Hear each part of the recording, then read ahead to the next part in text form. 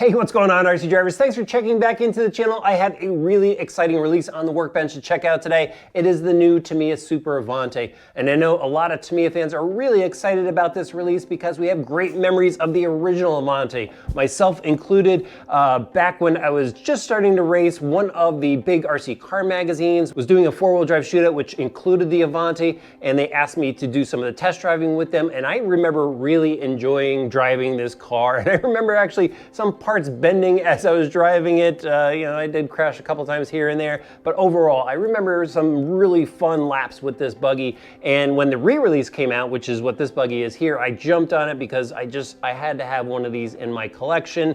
And now we have the new Super Avante, which has a lot of cues from the original one in the styling here, but we've got an all new design to check out, and I'm really excited to show it to you. So first up, for all the new viewers out there, this is a four-wheel drive 1/10 scale electric buggy kit. So you have to assemble it. You also need to go and pick up all of your electronics for it, as well as painting supplies and even tools to assemble it.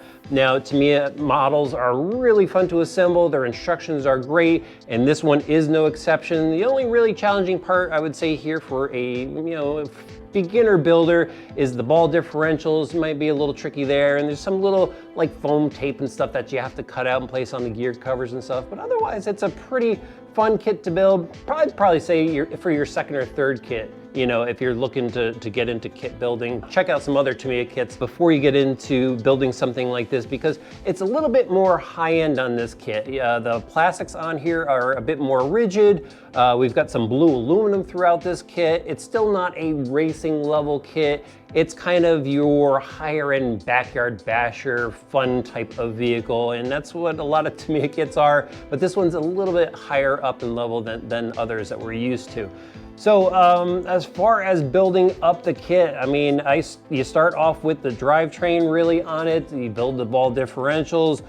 You start getting some of the rear of the buggy together, and that's where that foam tape that I mentioned just a few minutes ago comes into play. You've got to tape up the gear cover openings, and there's some little tricky parts that will take some time throughout the build.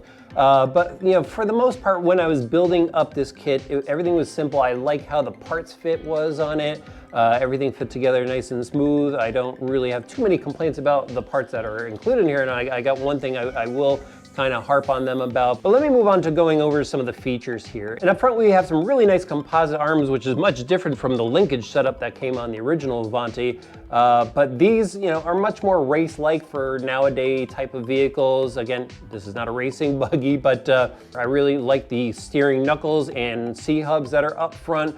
Those are pretty stout on this vehicle, and again, on the older one, the steering knuckles kind of had short little arms on them, but they have a long arm on here. However, there isn't a ton of steering on this kit, and I've turned it just about as much as it goes, and we're used to like rock crawlers that turn 45 degrees. The steering is pretty limited on this one, so that's probably going to be one downfall. We'll have to see how it performs, but I can already tell the steering a little limited here. But anyway, back to the suspension. We've got upper adjustable turnbuckles, so we can adjust camber here, and then the inboard shock. So no shock tower up front. We've got rocker arms with short turnbuckles that go down to the arms, and then oil-filled coilover shocks that lay down inside of the body. And I'll go pull the body off. I'll talk about the body towards the end of the video. But the shocks have this really unique mounting setup because it's also the battery retaining system and steering crank assembly mount as well. So it's a really intricately designed part that has a lot of people talking. I'm gonna kind of move into the chassis section here. This is also your battery mount system. So you have to go and remove 2 screws here and 2 body clips to rotate this piece up with the shocks to access your battery. And the shock mounting is actually pretty stiff. I don't see any issue there with flex. And to move on to the battery mounting situation that a lot of people are concerned of, there's a lot of racing kits out there where you have to remove 2 nuts to remove the battery strap in order to take it out. And this is just 2 more body clips. So removing those body clips, that adds 2 seconds to the removal of this. And then, again, you do have to take the screws off, but what's nice is they have little O-rings on there to retain the screws, so you don't have to go fumbling for those later. So you know, assembling it back together, it takes an additional 5, 10, 15 seconds or whatever, which is not that much time to get this all together. I think it's a pretty neat setup. I think it's part of, you know, what makes Tamiya cars so special. So I'm kind of cool with it. So back to the suspension on here, I'll move to the rear. The rear has a stand-up shock tower shocks, again, oil-filled coilover shocks, and nice H-arms in the rear as well. They do seem pretty stout for a Tamiya vehicle. Again, really nice looking plastics on this buggy. Beyond that, let's go on to the drivetrain on here. So it's got the unique offset drivetrain where we've got our propeller shaft over here. It is an aluminum propeller shaft, ball differential in the front, with a gear drivetrain in the front, and then gear drivetrain in the rear as well, ball differential, and a slipper clutch as well. And when I assembled the differentials, they were buttery smooth, just like a lot of Tamiya's TRF kit. So the ball differential design is really nice on this. Steel outdrives on the ball differentials, plastic gears throughout, of course, and get ready for this. This drivetrain has full ball bearings. You don't need to buy any ball bearings for this kit. It's included all the way down to even the steering as well. So that's pretty exciting to see in a new Tamiya release. Like I said, this is a little bit higher quality of a kit than their standard kits. So I think a lot of people are excited about that feature as well. But you know, the drivetrain goes together really smooth. You know, I just use the kit greases and stuff. They do supply all the greases for the build. You don't have to worry about that. Back to the shock oil, they include shock oil as well. Now, the only thing I really need to talk to you about the drivetrain is the motor mounting in this. So it seems like they designed the motor area to fit Tamiya brushless motors or brush motors, the Mabuchi motor. So when you go to put a brushless motor in, an aftermarket brushless motor that has the tabs that stick up out of the end, it's really you're really not able to fit it into the area back here because if you use the stock pinion, those solder tabs will get in the way. And my friend Tony over at Competition X, I know he trimmed the lower mount on his to get his to fit. The other thing you could do is use a larger pinion gear, depending on the motor that you're going to use. Space the motor forward as much as you possibly can and turn those solder tabs down to the open area in the back. So those are some workarounds that I wanted to share with you. I went ahead and got a Tamiya 17.5 censored brushless motor, which they offer. They offer a couple different brushless motors, and I got the Tamiya brushless speed controller to go along with it. So that's how I got around it, but I still did go ahead and you know, bump up the size of the gear on this. I went with the 25 tooth, I believe, from Tamiya, so I could get a little bit more speed out of this buggy. But you know, it's a 17.5, so it's got to be kind of tame when we do go out there. But overall, really nice driveline setup. Again, you know, the outdrive cups, even on the center propeller shaft here, are steel, and nice setup. Just a bunch of pins and stuff to watch out for when you're putting it together, like most Tamiya kits. But the drivetrain does go together nice and smooth. Dog bones, front and rear, so you know, they do have the steel axle cups on the outside, and the dog bones are steel. They're even laser etched with their size, and they use little foam spacers to keep them centered so they don't bounce around inside of you know, the cups there as you're driving around, which, you know, with older kits, when they were just bouncing around there, that's when you would have chipped out drive cups and stuff. So at least that prevents you know, any that problem. Moving on to the chassis now. Again, really unique chassis design on this. If I flip it up here, you could kind of see it doesn't have that really shiny look to it anymore. It's got a lot of nylon, I believe, in there, glass or maybe glass fiber.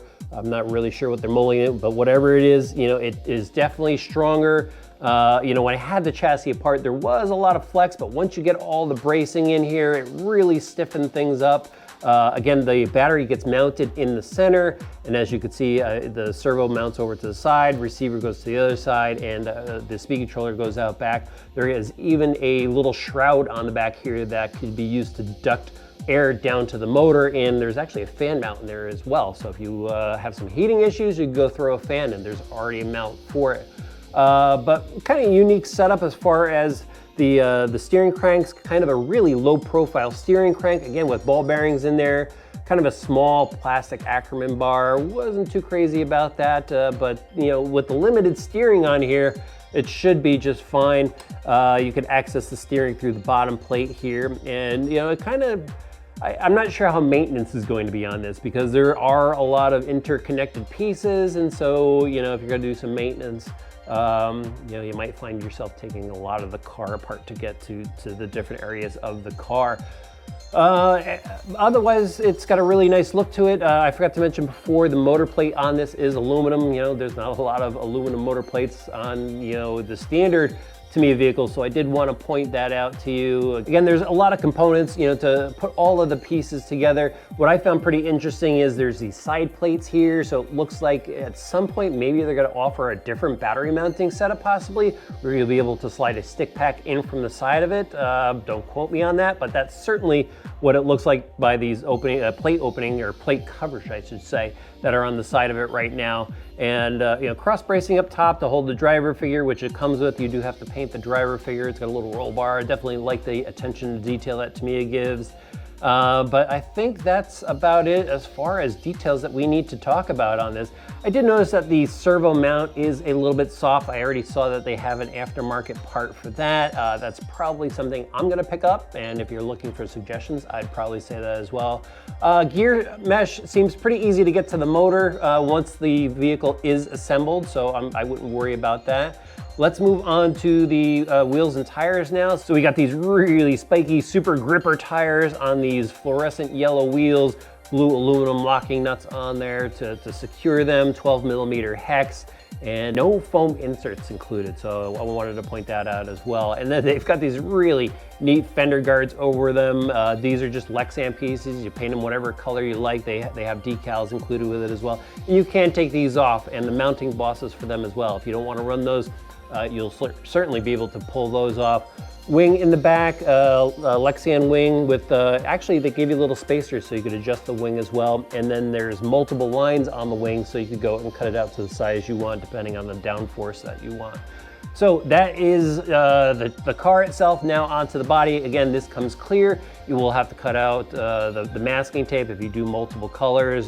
So I masked off the yellow area, painted up the blue, painted the yellow, and they give you all the masks to have the open areas so you could see the shocks working, you could see the servo turning, which is really cool. And then of course, the driver figure pops out, and he even has a dashboard, which is separate, a rear little plate behind him, Lexan plate behind him as well, just to block off the back of it. Little additional spoiler type of thing going on that you add onto the top of the body here as well. Again, you gotta cut out all of the decals and to finish it up, but once it's done, it looks really good. They tell you what size holes everything needs to be cut and drilled, and I really like the kit. The only few little things that I wasn't a huge fan of in this kit is the little nut that goes into the differential. I like it when they have a metal insert in there, just because differentials do heat up, and I get worried about a metal screw going into a plastic T-nut, kind of maybe melting if it gets too hot. And you're probably running your diff too loose if that happens, but you know, I wish they had a metal insert in that T-nut. The other thing I wasn't a huge fan of was the chassis back here, where they kind of built in the suspension pin mount to it. And if that ever wears out, or you know, maybe breaks, you know, the arm breaks out of the chassis, you have to replace the whole chassis. I wish that pivot, the C pivot on this, was a separate piece. But that's kind of me just nitpicking on it. Everything else is a fun build. You know, the quality is, again, a lot better than what we're used to, and I'm really excited to go out and drive it. So let's go to, I think probably the BMX track is gonna be my best bet, and we'll have some good old-fashioned backyard bashing fun with it there.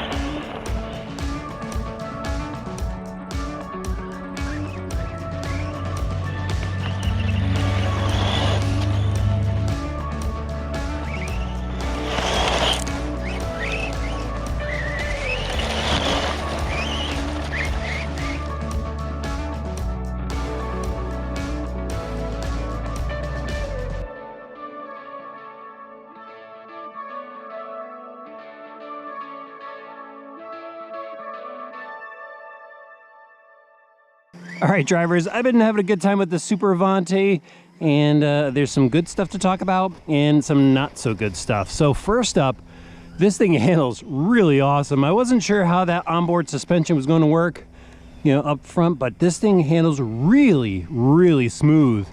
And the other thing that's really, really smooth and really quiet is the drivetrain. It sounds like a competition buggy, actually, and you know, it handles like one, sounds like one. But the big problem here is, yes, there is a problem with this buggy, is the steering. It just doesn't have that tight rip around like I really wanted out of it in some of the areas of the track here. But I love the way it jumps. It jumps so well. It handles so smooth. That drivetrain is so quiet. A little slap on the front there with the big launches off of, you know, when I get some air under it. They did do a good job on the handling. And I guess, you know, for backyard type bashing fun, this will be just fine, but I would really like a little bit more out of the steering. That's all it really needs. And this buggy would just be insane if we could get some more steering out of it for those tighter corners. You know, the on-power corners, I think it'll be fine, but just those tight corners, that's where I'd really like to see the improvement on this. But just a great handling buggy. I love the way it jumps, and yeah, that's really about it, guys. I could use a little bit quicker of a motor in here. That 17.5 is okay, but I think this thing really wants something like a 13.5. I think it would really wake it up and just be a lot of fun. All right, let's head back to the studio and wrap up this review. So the majority of my testing took place at the BMX track, where I had a really great time driving it, and because I wanted to get some more drive time out of it in a different location, I brought it up to the bashing field with me, where I had a blast just ripping through the real rough stuff. And I tried to take it to a track, but Galley Mods over in New York closed up the track for the season, so I wasn't able to get any track time in. But I got a really good feel for the buggy over in the other two locations. And I gotta say, it's a great handling buggy. The last buggy I drove from Tamiya was the VQS, and that kind of had an old school feel to it. And this had a bit more of a refined racing buggy feel. Again, it's more of a high-end backyard basher. And so, you know, when I was ripping around on the BMX track, it just handled really well. It handled the rough really well. When I was going over jumps, as long as I downsided the lander, nice and smooth. The only thing I would say is if you are going to launch this thing off of jumps and you don't have a lander to land on, you're gonna notice that the front is just gonna smack the ground and pop back up. So if that's the case, if that's the type of scenario you're gonna drive this buggy in, I would go with a bit heavier of an oil, and that's kind of a known change for backyard bashers that are just landing on the flats. But you know, when you go and kind of finesse this buggy over some jumps, it jumps really well, nice and smooth. They did a great job, you know, with the suspension tuning on this. As far as transitioning from corners or over bumps, again, it's just really smooth. I really like how this buggy handled. But you know, it could use a bit more power than what I put in it. That could be part of, you know, getting this thing to go a bit better, is a bit more motor. I had the 17.5 in there, and it really needs like a 13.5 in my opinion. I think that will give this buggy the right amount of power, but the acceleration on this is very respectable, even with that 17.5 with the 25 tooth pinion in there. The drivetrain is very race buggy-like, nice and quiet, just that high-pitched whine that you want out of a drivetrain of a racing vehicle. The differentials are still smooth even after driving this thing through that rough bashing field and stuff with just all that sand and grit and dirt and stuff. So the differentials, I think, are gonna stay nice and smooth for a while on this.